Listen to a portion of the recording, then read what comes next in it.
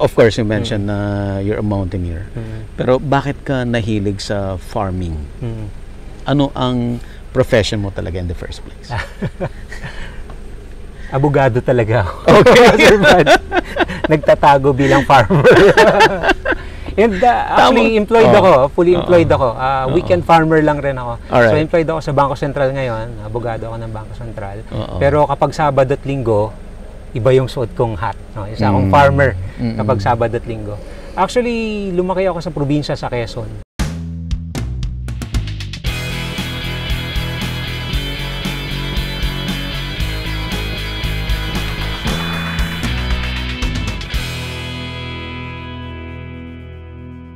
Available na po ang agribusiness merch sa Shopee. Ang link nasa description box.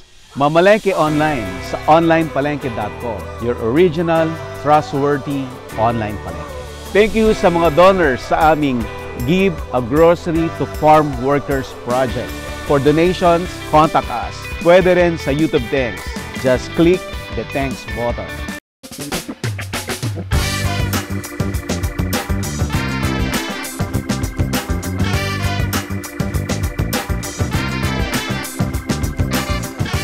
Mag-subscribe na sa Pinoy How To YouTube channel.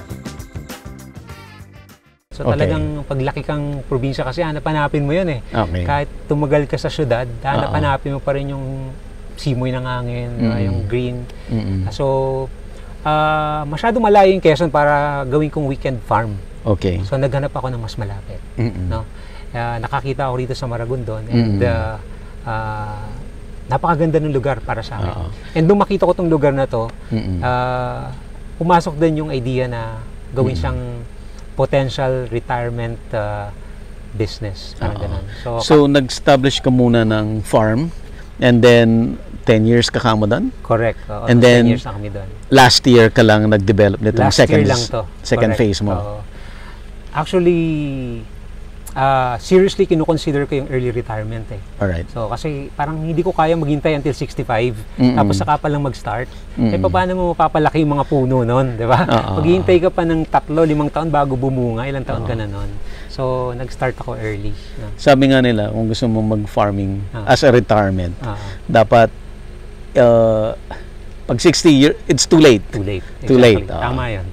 I agree. Definitely. Pero at 48, it's too early also. You think? Well, feeling ko nga, late na rin. It could be even earlier. Or tama-tama lang. Or sakto lang, sakto lang. Kasi yung mga itinanim ko naman dito, at saka ito is parang in 2-3 years, expect mo na mamunga ng iba namin tanim. Like, Sir Dennis, ano yung mga tinanim mo rito? Mga tanim namin dito, ang principle ko kasi, advice din ng mga nakilala kong mga farmers.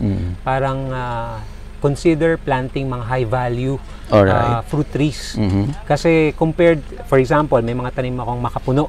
Ito yung mga tissue culture makapuno na ang bunga niya is 100% makapuno. Unlike yung sinaunang makapuno na pa isa o dalawa lang. Meron din kaming Eviart langka. Ito yung sweetest na langka in the world. And pomelo, rambutan. Kasi ang naisip ko doon, kung ang itatanim mo lang, for example, nyog as against makapuno, parehas lang yung ibibigay mong oras, panahon at pagkalina, waiting time. Pero ito makapuno, high value to. So times 10 yung potential returns income. So kahit mas mahal yung pananim, initial investment, pero later on pag namunga, tuloy-tuloy na yun na medyo high return. Hopefully. Sana mabuhay lahat. Alright. Ito Sir Bads, pula. Ayan, gusto ko yan. Saka yung yellow, sir. Buhay ba? Alin ang hito? Ito ang hito. Laki na. Fingerlings. Okay. Yung kabila, tilapia. Hindi po, hito po rin. Hito rin.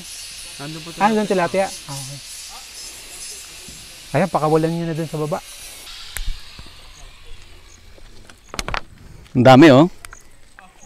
Oo, yan. Yan yung sa ilalim. Eventually, yung grass hindi na makatubo sa kanya, hindi sir, na, no? Hindi na. Halo-halo mo na lang, sir. Halo-halo na lang, sir, para pag tumubo siya, maganda. Itong red.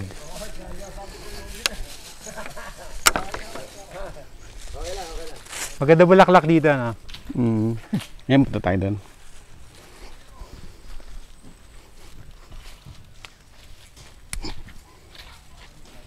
Ang daming butterfly.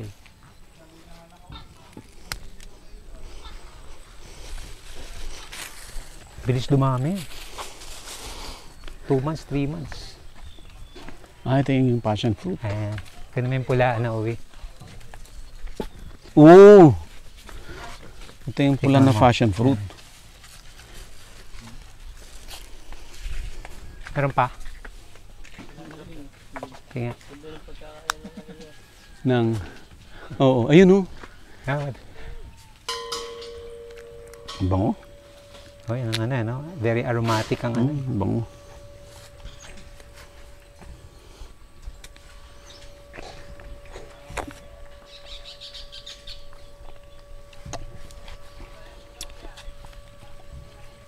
Kamusta? Sarap. Mas may tamis, no? Kesa dun sa yelo. Kasi yung yelo, mapangiwi ka sa asim, eh. Ito may yelo rin actually dyan, mix yan. Frozen ba? Hindi naman. Ay. Antikim ka rin. Ito, ano to? Diba? Merienda. Okay lang magkalat dito, no? Yeah. Or ano naman? Biodegradable. Biodegradable. Akit tayo dun sa tower. Sige, sir. Doon tayo sa tower.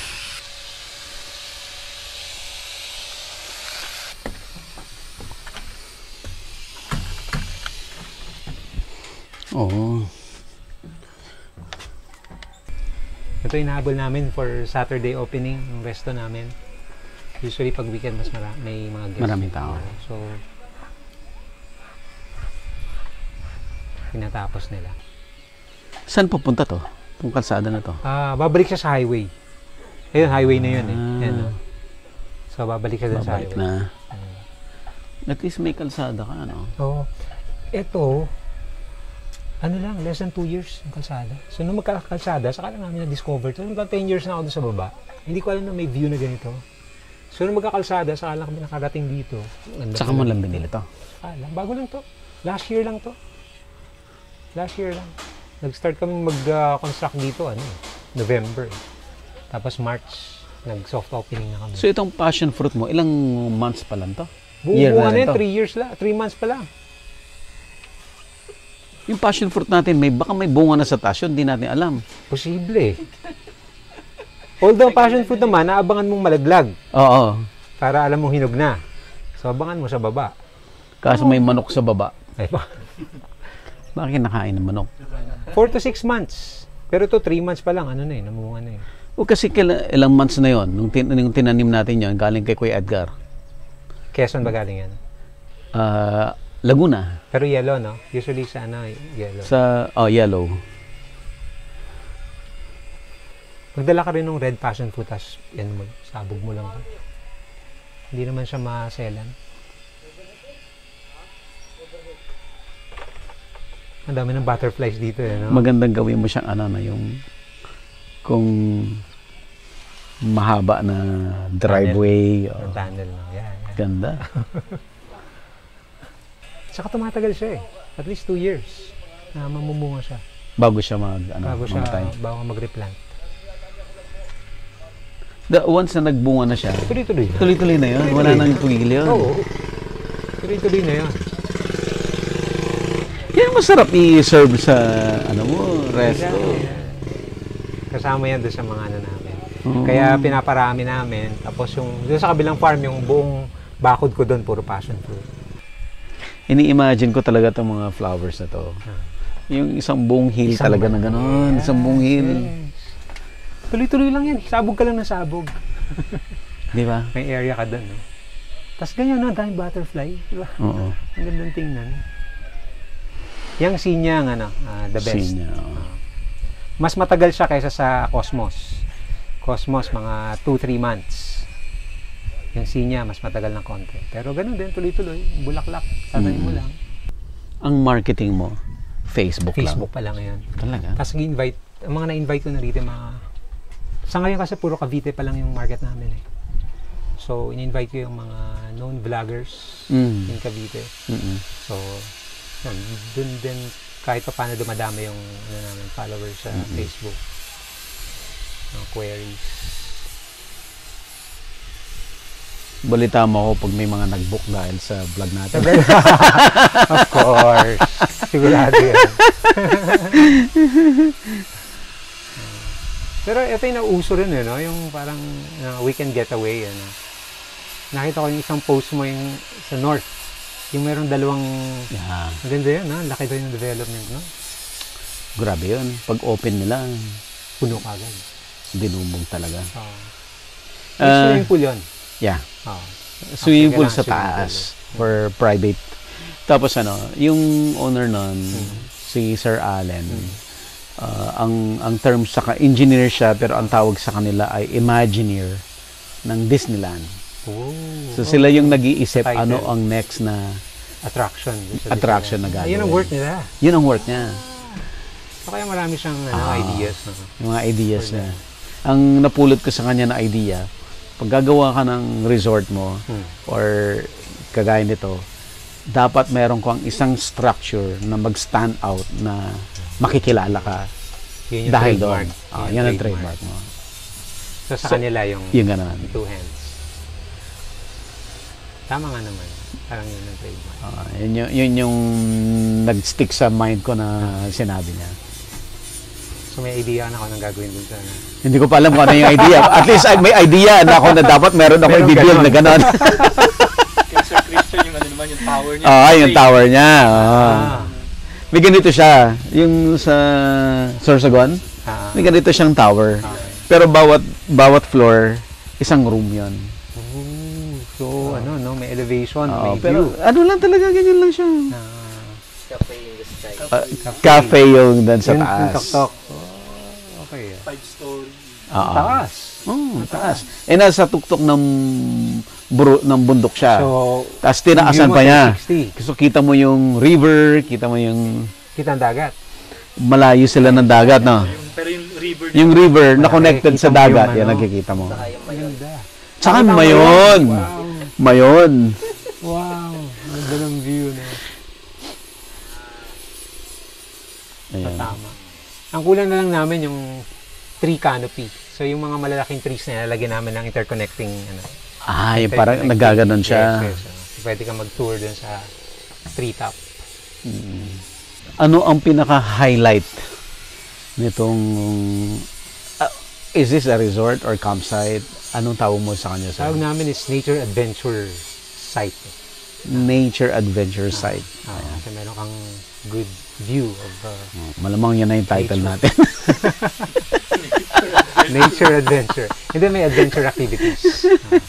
May rope activities, trekking. Grabe ang development mo. Tuloy-tuloy. Sabi ko nga sana mag-stop na so far, parang siya self-liquidating na So, ang bilis. Ang bilis mo na naging self-liquidating. pero yun nga yung bulaklak ang kailangan namin i-maintain. Kasi pang picture yun. Kailangan picture. tuloy-tuloy na most corners merong bulaklak. Sana, sir, yung ganun mo na Sa pabangin, no? O yung doon sa view deck mo, yung pag ganon, Marami, no? Ganun bulaklak. tingnan yan. Kagaya nito. Wala na masyadong dumi. Pero hindi naman siya makalaki. So, kailangan mag-transplant ka rin. Mag-transplant ka pa rin na sa isang hole, siya lang. Tulad nun. Tapos lumaki yung mga solo-solo. Hindi siya makalaki. Tapos pag bumulaklak siya, maliliit ang bulaklak niya pag ganyan. Oo. Pag dikit-dikit. Yun ang management mo pala. Ililipat mo siya. Itatransplant ko pa rin. Ayan. Hindi pa natin may papakita yung cafe, no? Yung resto. Wala pa upuan eh. I-tour lang natin. Sige, no? Ongoing pwede, development. Oo, pwede naman. Mahal to, puro kahoy.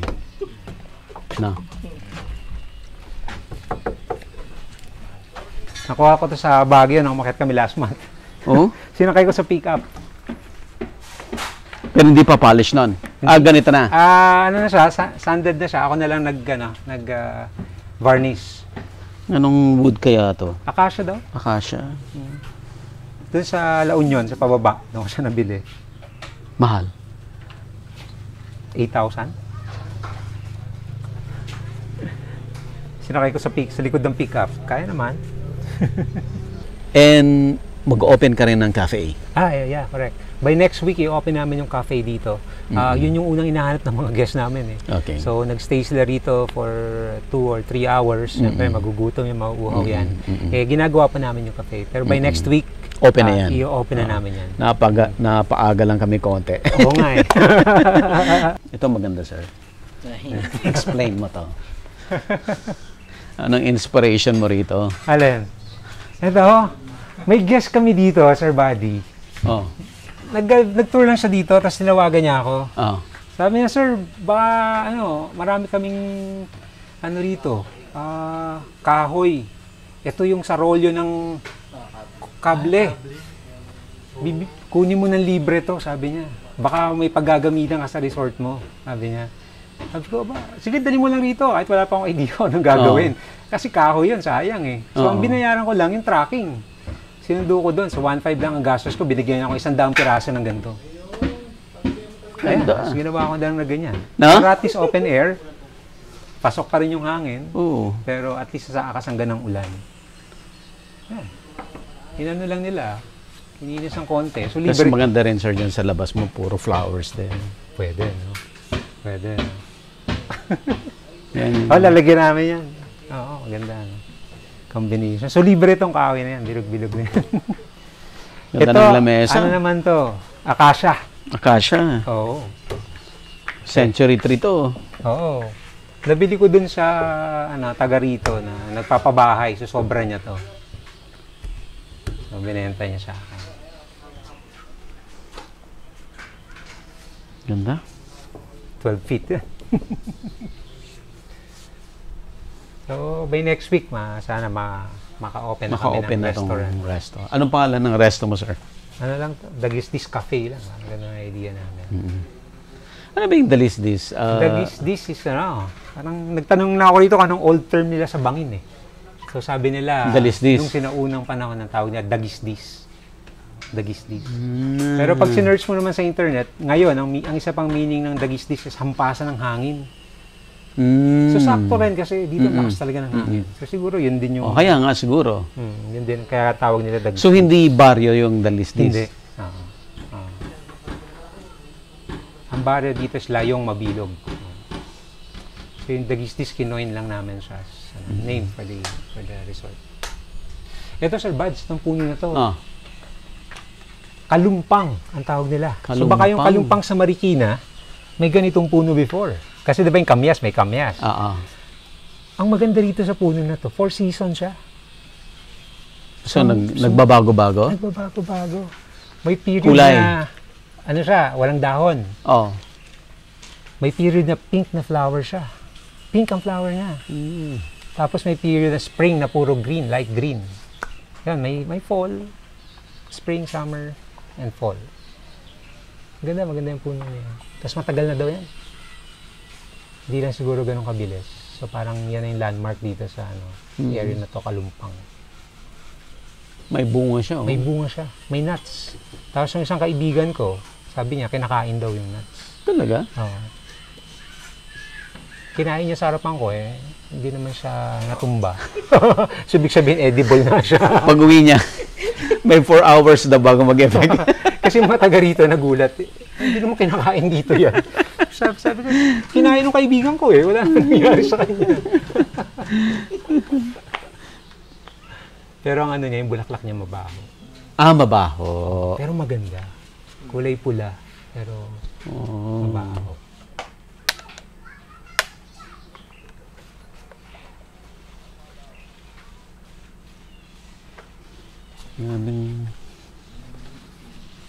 Yan pag kailangan mo na ganito, sabihin mo lang. Paipon ka doon. Magulat si sir, parehas kami itsura ng kami. Libre sabi ko, salamat ganun. Sabi niya. Nakita na niya to? Hindi pa. Di ba? Sabi niya, salamat din sir kasi nabawasan kami ng rito, ng kahoy. Matibay siya Ginagawang table So yung iba gagawin namin table. Oo. Kaya lamesa nga. Mga tira namin, gagawin namin lamesa sa paligid. Pwedeng lamesa sa labas kasi yung butas sa gitna, yung para sa payong mo. Yes. Poste. mahal din ang kahoy, diba? Ito ang aming farm. Ganda. Dito na kami nagluluto sa kahoy. Ang dami po nating nakukuhang ideas. Ang magaling daw ay yung magaling manggaya. At saka maganda yung marami ka napupuntahan. Diba? Mata mo siya.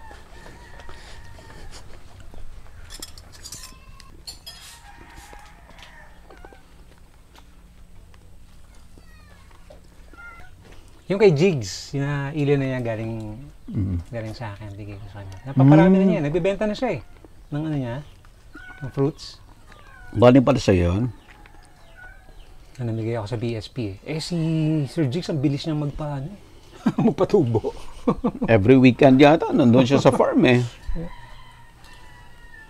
Nakalimutan ko ang pangalan nito. Katakataka. Katakataka.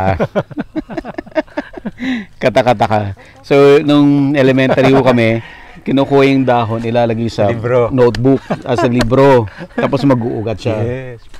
Tutubo siyang gano'n sa gilid. Nagawa rin para sa inyo. Ito, Sir Buds. Ito yung binili mo? Binili ko to. Galing to sa farm ni Manny Piñol. Okay. Yung naging kaibigan ko yung yung caretaker niya, yung pamangkin niya. So doon ako nag-source ng materials. Ito is Namdok Mai mango, yung sweetest Thailand mango. Yung ginagamit nila sa sticky rice nila sa Thailand. So yun. Yung itinanim nung taga BSP dyan, namunga na kaagad. Less than a year. Siyempre, konti pa lang yung bunga, pero namumunga na siya. Ito yung langka mo? Ito langka to. Ito yung mga natira ko dati. Ayan. Pero may mga nakatanim na ako dyan na malaki na, lagpas tao na. Nakita ka na ito, Sir Buddy. Ano to Cherry. Suriname? No. Ano to? Acerola. Acerola, Acerola. Ang dami bunga Acerola ito, cherry. Ang maganda bulaklak to. Tapos nag-red to, di ba? Red, itsurang cherry talaga. American cherries. Acerola. Ito may bunga isa. Ayun, may hinog isa. Pipesin kunin mo. Kunin natin sa camera na Pero parang medyo na siya. Hindi smooth. Ay, nalaglag. Overripe na. Overripe na siya. Pero hindi smooth pero yung last time smooth Ornamental to? Hindi. Nakakain to? Ito yung 1,000 fingers, yung gandulo, ng lupa. Ayan. Ito mo, ang haba na niya pero ang laki pa ng niya. Anong lasa nito pag nahinog? Regular, parang lakatan daw na maliliit. Maliliit lang siya, pero abot siya hanggang lupa. Ang dami niyang suwi, Oo nga Guapol. May bunga hinog na to. May sweet guayabano ka na, Sir Buds? May mga guayabano ako doon. Hindi ko alam kung... Pero may nagsabi sa'yo na sweet guayabano. Sabi nila. Kuha ka dyan. Nakatingin ako nung magtataka ka, walang kaasim-asim Meron akong natikman na guayabano na para siyang, ang texture niya yung parang bulak na matamis. Pero guayabano ba siya o atimoya? I don't know. Guayabano. Pero itsura niya, guayabano. Okay. Oo. Actually, nabili ko lang sa Q-Mart yun baka ganun yun. Nabili ko sa Q-Mart, guayabano siya. Ang texture niya, parang bulak siya. Pero sobrang tamis. Walang asim. May konting brown chicken kami rito, yung RIR. So, nakaka-harvest kami ng pang-consumption lang. Pakita mo nga, Justin. Ilan yan, sir? Ano lang yan? 20 heads lang yan. Pang-consumption lang. Tapos nagtatry kaming mag-incubator. Magpapahatch kami. Anong stage ka na dito sa development ng farm mo? Kung tatanungin ka? Sa ngayon, parang gastos sa stage pa to. Gastos sa stage. Wala ka pang ina-expect na, Okay. nasa investment stage ka pa rin, Sir Buddy. Yung initial 2-3 years mo, maghihintay Okay. ka pa rin. Alagaan yung mga tanim mo, hoping na bumunga. Pero ang sabi naman nila, hintayan lang yan, waiting game lang yan. Once bumunga yan, yung Yan na. investment mo, tuloy-tuloy na yan. Tuloy-tuloy na. So magandang investment, destination. Yung, I mean, yung ano mo, yung pera mo, magandang paglaanan siya. Kasi malaking promise after 3 or 5 years. So sabi mo nga sir, nanggaling ka ng Quezon. At ano ba exposure mo nung mas bata ka? Na-involved ka rin ba na-expose ka ba sa farming? Oo, yung tatay ko nagtatanim-tanim din. Yung nanay ko may flower garden din. And then sa school namin, elementary ka pa lang, may sarili ka ng garden pot. May plot ka na. Sa'yo yun. Elementary, high school, ganun kami. So I think malaking influence yun. Malaking influence. Nung araw, may mga variety na ng mulberry. Maliliit. Hindi pinapansin. Maliliit yan yung native Alfonso. Hindi pinapansin. Tapos pinapakain nila sa silkworm. Correct. Ito. Ang dahon. Dahon. Pero ngayon, pinapakain na rin siya sa ano. Ito yung kinain natin, Sir Buds. Ito yun, oh. So yung talbos niya. Ito yan. Ito pala yan, yung kinain natin nung breakfast. Lagikway ang tawag sa amin sa Quezon. So yan. Pinaparami ko rito. Hopefully, i-serve namin. Galing ha. Tapos ang dami mong ano, Yan, talbong ba? talbos. Talbos. Magsigang. Ako ano yan. Di ba meron kaming Grab Food Panda saka Grab Mart na gulay. Tapos meron kaming meal kit. Meal kit, nakabox siya. Hindi pa, pero naka-prepared lahat. Okay, so kumpletong sangkap na yun. Pati seasoning, pati sahog. Okay. So, chop suey, pakbet, Okay. Wala lang yung meat. Kasama na yung meat, so iluluto na lang. Oo, luluto lang na lang niya. Yun. Tapos meron kaming bilo-bilo. Talaga? Yung harvest ko sa farm, kamote, ube, saba, coconut. Pati coconut, galing sa farm. Ang iniisip ko next, pinapaitan. Paano yun? Eh di, pinapaitan. Tapos ang pang-asim ko ganito. Alibang-bang. Oo. May puno ka. Wala pa. Dapat may supplier ka. Ngayon kunin mo yung black pre. Chard, dito alam ko maraming bunga eh. Eh dito pa lang sa unang farm mo, resort na rin eh. Tambayan. Ganda. Medyo pababa din kasi ito eh. Eh, citronella ko. May tree house. Treehouse. Ilang hectare to, sir? Isa lang to. Ay, isa lang. Haba, oo. Ayan yung mga langka namin, ganyan kalaki. Okay. So, isang taon na lang daw, bubunga na yan. So, buong perimeter, tiniman ko ng langka. So, yan. Hanggang doon, paikot. Anong gagawin mo sa langka mo pag hinarvest mo? It's either bottled or may market din daw sa supermarket ng fresh. Yung na siya, linis na, ready to eat. Ayun na yan. Ayun na yan. Sinasabi ko na. So dapat Bottled preserved. Bottled. Well, pag nandyan na, so malalaman kung ano nga yung best. Although, na-mention lang nung taga-Abuyog, sila daw, kulang yung supply nila for fresh. Pero, mahirap rin yung fresh no? Prone din yun sa kung hindi na maganda yung Consignment ang supermarket. Consignment siya sa supermarket, yeah. Tagal ka nila. Naging supplier ako ng Rustans. Anong? For 3 years. Anong? Lowland vegetables. Okra, sitaw, ampalaya. So before pandemic to ha? Oh, even before pandemic. And during the pandemic. Okay. Consignment? Hindi kami. Special project kami. Okay. Farm to table. Okay. So, 15 days, outright. Okay. Once na tinanggap niya, babayaran niya. Kahit masira sa kanya, babayaran niya. Okay. Maganda yung Since guaranteed. Outright, super strict ng quality control before siya makapasok.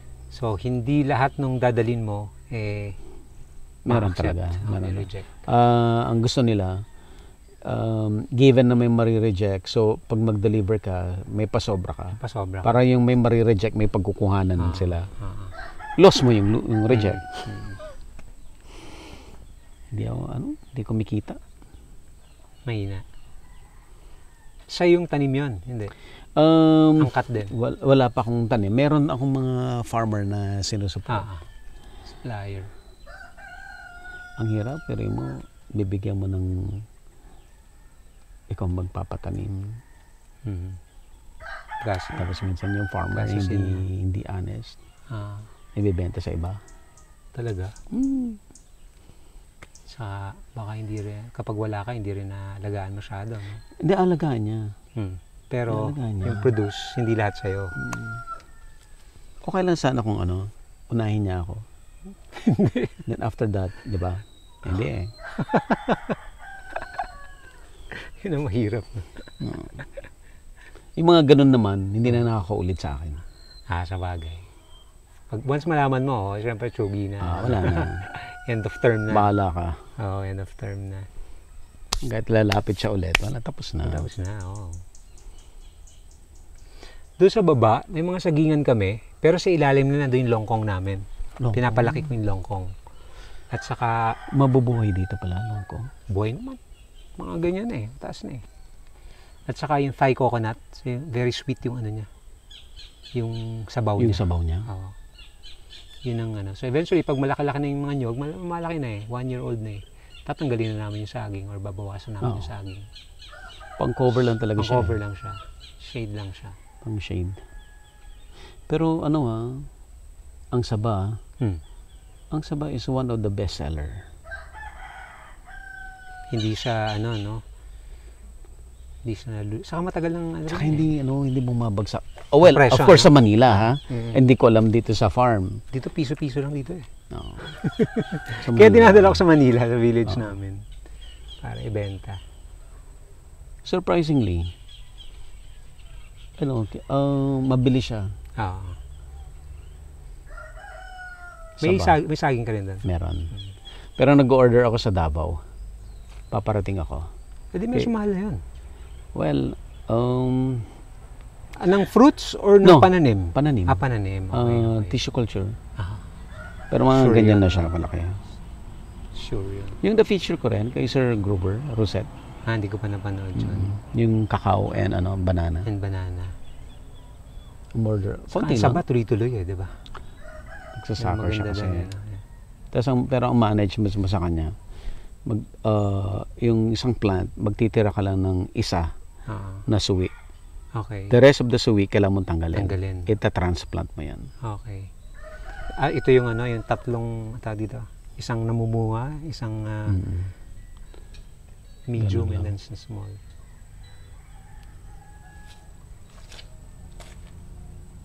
Ang dami na akong nabenta citronella rito Puro citronella. Pananim din nila, nagpo-propagate sila. Yung isa dinala sa Palawan para sila na produce ng oil nila. So, bumili siya ng 10,000 na Sa'yo? Oo. Magkano mo nabenta? Friend ko yun, so binenta ko lang ng 3 pesos. Sige, okay. Pero pag bumili ka, di ba, 10 or 10. 10 is the lowest yan. 10 pesos. Yung isa ko ring friend sa Silang, may farm din siya. Yun, punong-puno siya citronella ngayon. Dapat i-distill niya yun.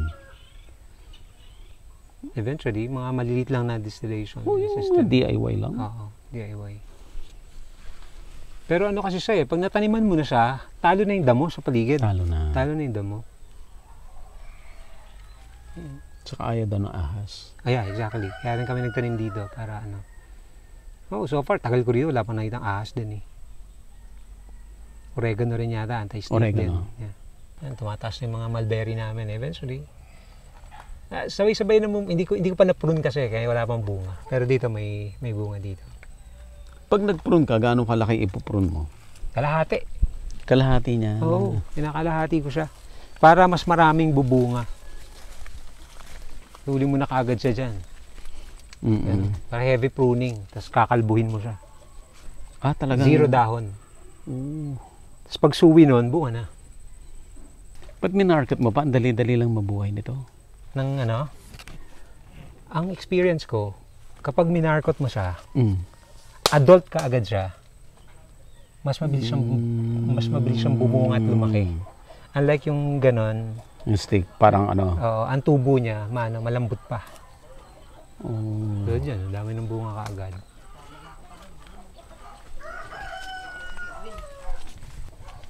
Ayan, dami ng ugat eh. Oo. Doon siya namunga Dami eh. bunga. Dami siya mamunga. Kapag pag na-prune mo siya ng maayos, dami siya mamunga. Tapos every 2-3 months, bunga na naman. Basta kakalbuin mo ulit. Kalboy mo siya. Kalbuin mo yung dahon, kalbuin mo ng ano, bunga na naman. Natikman mo ba yung ano doon? Black? Sarap din naman. Hindi ko pa nga pinuprune eh. Inano ko lang eh. Ito oh. Na-stress lang siya dahil sa pag markot. Kaya siya namunga. Kaya siya namunga. Basta every time na ma-stress siya, bubunga siya. Ito rin, dami oh. Pwede na itong pananim. May isang maraming hinog. Saan? Ay, marami dahil doon, Chard. Hanapin natin marami ugat.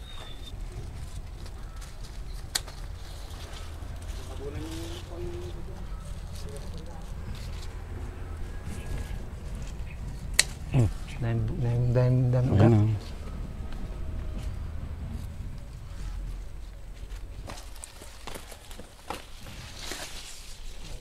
Buhay ka agad dyan. Okay na to. Dahil bunga, no? Ano lang yan? Siguro mga 3 weeks. 3 weeks ko na inano. Minarkot? Minarkot.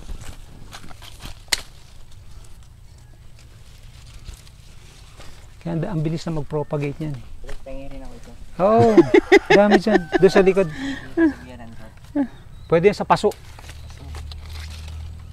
Mararamihin ko. Ayan. Hindi naman masailan to, sir. Hindi. Pusok na lang siya sa puso. Ito, marami bungang hinaga. Huwag na ipaso, ilagay mo na sa lupa. May lupa ka? Daming bunga. Mas mabilis sa lupa. Mas mabilis. Daming bunga. Ayan.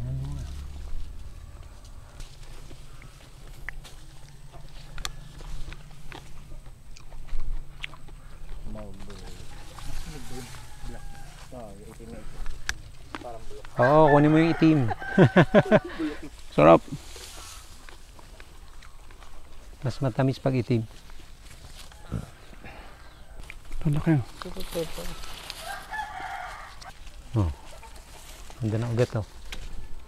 Mukha na yan, sir. Madami na.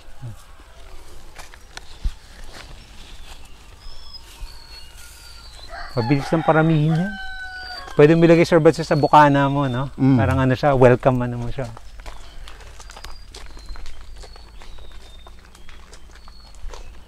Hito. Dito lang linagay yung kanina. Tilapia. Ito, tilapia. Tilapia. Ayan. Para meron kang... For consumption lang For daw. consumption lang.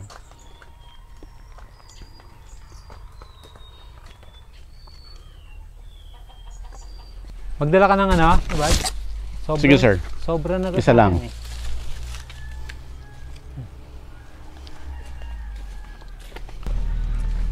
Langka. Pwede. Ito. Maganda ang tubo nito. Maganda yung maraming sangay.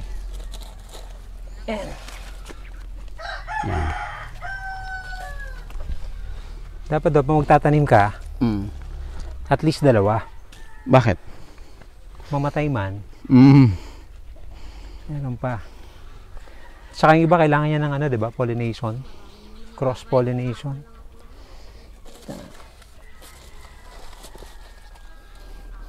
Marami na sangay. Chard. Meron pa. Mukhang kailangan mo na iganon yung ano. Ay, yung rice cooker nakuha, nagsaing na. Dito tayo kumain. Oh, yan. Hinahanap ko to eh. Kuha ka na. Yan. Naalala kita. Nung pumunta kami sa Albay, ay sa Bicol, binigyan ako nito. Hindi ko alam saan ko nilagay. Hanap ako ng hanap, hindi ko makita. Ayan. Yan yung magiging mahang talaga. Ayan, no? Oo. Siling palay pala Siling tawag yan. palay. Yan ang tunay na siling labuyo. Maliliit. Ito, ano to, yung Artem na sukang Ilocano. Yan ang nakalagay. Yung sugarcane na vinegar. Yan ang nakalagay. Ito. Mas marami yung ito kaysa dun sa suka. Ang anghang nun. Napaka-anghang nito eh. Yun yung formula. Yan, maganda pananim yan. Ayan. Ang pulang-pula. Makiki-harvest tayo. Yeah. Actually, naalala ko na yan kanina. Tatanungin kita kung meron ka. Wala eh. Ano to eh, nakikipag-agawan ka sa ibon. Oo. Buti nga ito, hindi natutok yan ng ibon. Favorite ng ibon daw to eh.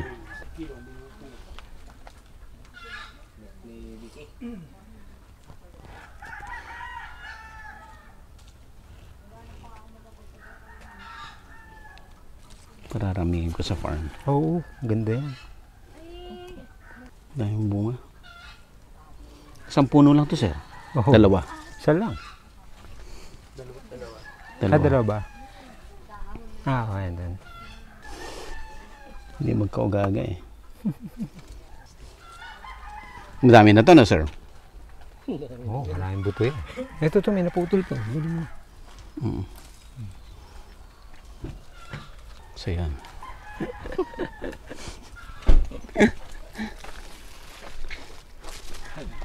Ayan. Sisiguraduhin hindi na mawawala to, ha?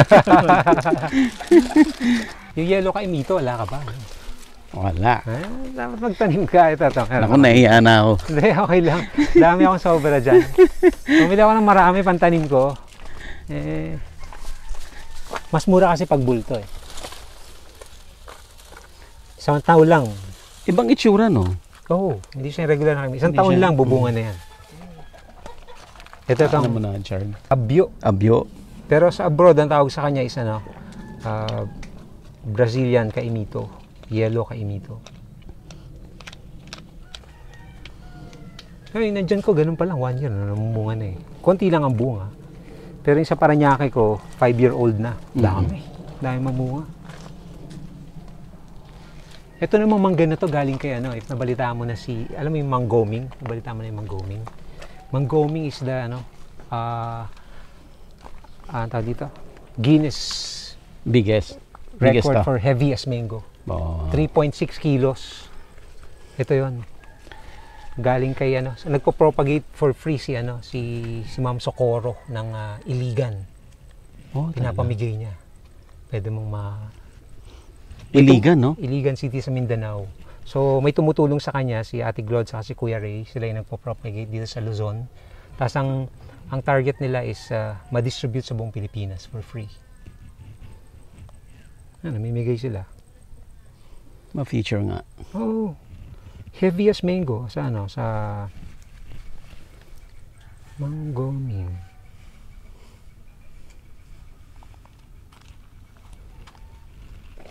From Iligan. Ano daw siya coming from Florida variety. Parang nag-marry with Carabao. Tapos ang na-retain niyang characteristics sa Carabao mango. So, pero yung laki niya, yung Florida. Pero yung laki niya, Florida. Una, nag-rent muna ako ng 1 year.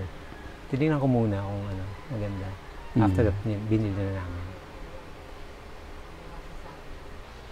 Sir, bigyan mo sa akin yung contact. Sige.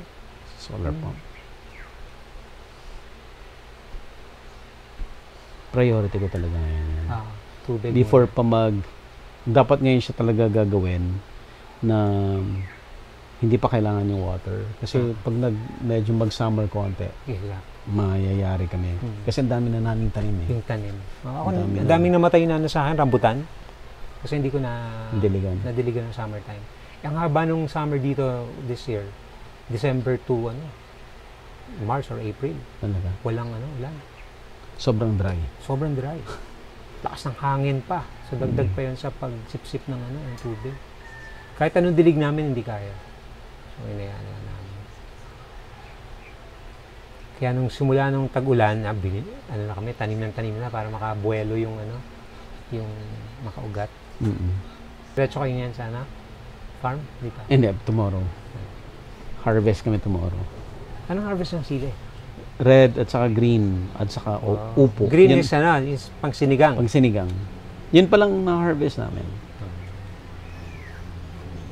And every harvest, papalaki na siya. Nung last harvest, naka 6,000 plus na kami. Pesos.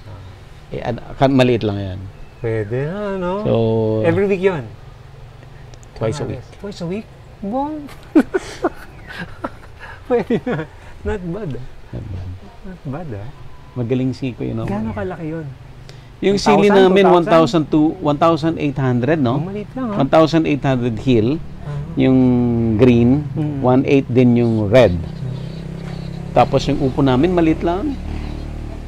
Pero may sigarilyas kami ngayon, may okra, Walang may mulch sitaw. na, hindi ka na nag-plastic Wala, mulch, di ba? wala. Hindi mo nakita dun eh. Wala talagang yung tinuturo na modern farming na wala talaga. Pati nga fertilizer, wala eh. Wala din. O naka 5 harvest na kami ng sili. Hindi pa kami nagpo-fertilize. Fertilizer. Ang galing. Maganda naman kasi ang lupa doon sa sa area na yon. Moist na dark ang color, di ba? Bogag. Oo. Ganda doon. Pero gusto kong paramihin yung saba. Kasi mabili talaga siya.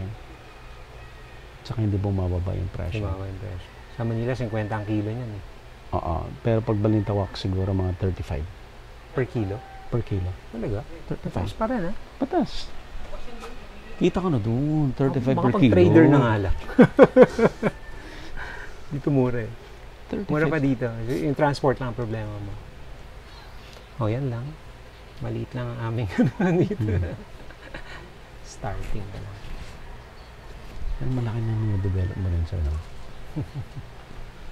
Dito ka natutulog. Dito ako natutulog. Pag may bonding room, doon kami natutulog sa resort. Ilan ang anak mo, sir? 3. Tatlo. College. College. Ako. College na yung panganay ko. Anong year na? First year. Tapos grade 7 sa grade 4. Talaga sila nandito.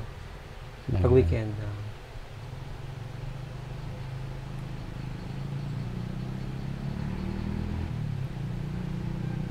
Pero ang galing na, bilis mo na earning na kaagad yung So far. Galing.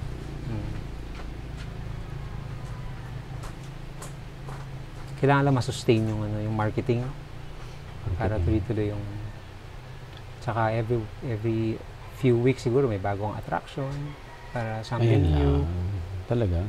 Per few months dadagdag ka rin. So build ka ng build din? Pero titled na yun, Sir Bad, sa Daraitan. Opo. Kasi yung nila, worry nila dyan sa Tanay area. Na yung sa titling. Pero ang mahal na pag title. Ang mahal na. May mga mura doon, yung mga hindi pa title. So sir, every weekends nandito kayo talaga? Yeah, most weekends dito kami. Most of the time, Friday night nandito na kami. Dito na. Para start hanggang sa Sunday night? Sunday night na yan.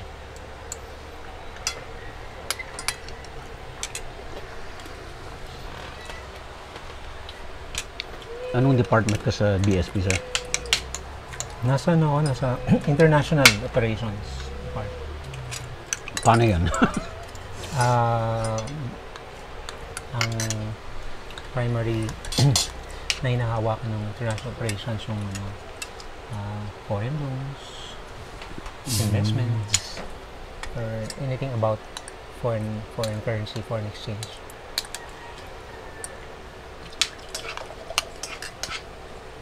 For that, nasa international relations naman. So, negotiations ng international contracts. Yun nga, in preparation for retirement talaga. Magtatanim-tanim. Hoping na bumunga.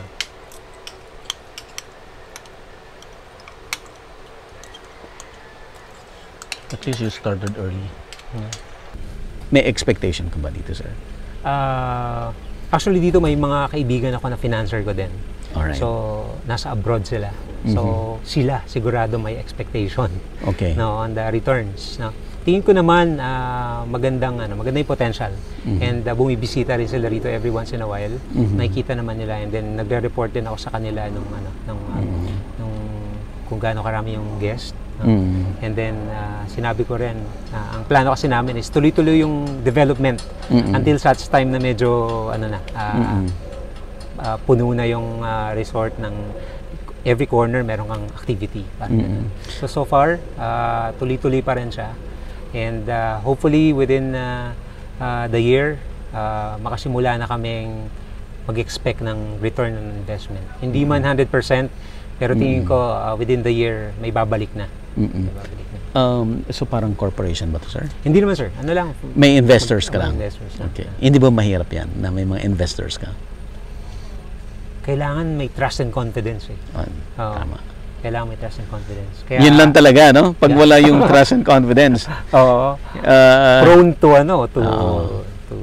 and it's even more important yung trust and confidence more than the written contracts. So may kaibigan ako na best friend ko naman siya. So naghanap din siya ng pwedeng paglaanan. And then ako naman, ito talaga yung passion ko. So nababantayan ko siya ng maayos. So how often ka na dito? Dito every week ako. Every week? So every Friday night nandito na ako after office. So didiretso na ako. Para masubaybayan din yung mga projects namin. Paano mo minamanage to? Kasi tuloy-tuloy ang construction, left and right may construction ka. Tapos you're working, nasa Manila ka. And weekends ka lang andito. May foreman ako dito na trusted din. Trust and confidence ulit. May foreman ako na siya yung bahala doon sa construction. Sabihin mo lang sa kanya kung ano yung idea mo, gusto mong execute, siya na bahala doon.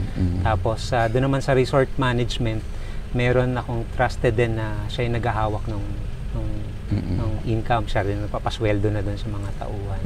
Parang gano'n. Tapos sa booking naman, yung anak ko, tinatap ko yung anak ko na sa online school.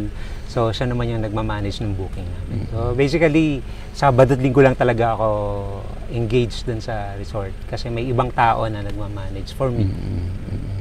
So sir, ako na-amaze ako dun sa sinabi mo na okay, 6 months. Pero ang development mo nanggagaling na dito sa hindi. Somehow hindi ka na naglalabas ng additional capitalization, no? Yeah. Nanggagaling na dito. Paano mo nagawa yun? Nagulat din kami. Kasi marami nang bumibisita kahit bago pa lang kami. Okay. And yun nga, meron kaming day tour, so entrance fee lang yun. And significant din yung collection namin from that. Okay. So weekly. Tapos yun din yung pinapasweldo namin dun sa mga nagtatrabaho. Yun nga, nabanggit ko kanina, napakalaking factor ng promotion, social media. Kasi kailangan masustain mo yung yung pagpasok ng tao. Kasi nasa service industry ka. So kailangan parating tuloy-tuloy yung promotion para tuloy-tuloy yung pasok ng tao. Okay. Sir, from a perspective ng isang lawyer na nasa ganitong klaseng business, ano ang advice mo sa audience natin? Siguro not necessarily sa lawyer lang, no? Okay. Kahit anong profession siguro, no? Unang-una, kung papasok ka ng business, kailangan nandun yung passion mo. Passion? Passion. Kailangan may passion ka dun sa ginagawa mo or dun sa nature ng business na papasukin mo. Para at least minimal na lang yung effort. Kasi nag-enjoy ka din dun sa ginagawa mo. Tapos medyo meron kang drive talaga na gawin yun. And magiging very creative ka kasi ngayon yung gusto mong gawin. So dito, ang ginagawa ko lang, pag may tatambay ako sa isang area, i-imagine ko kung ano yung pwedeng ilagay doon, na ano ba yung tingin ko pwede doon sa lugar na yon at may potential na magustuhan ng ibang tao. So doon ang gagaling yung yung mga ideas dun sa bawat activity site namin dito.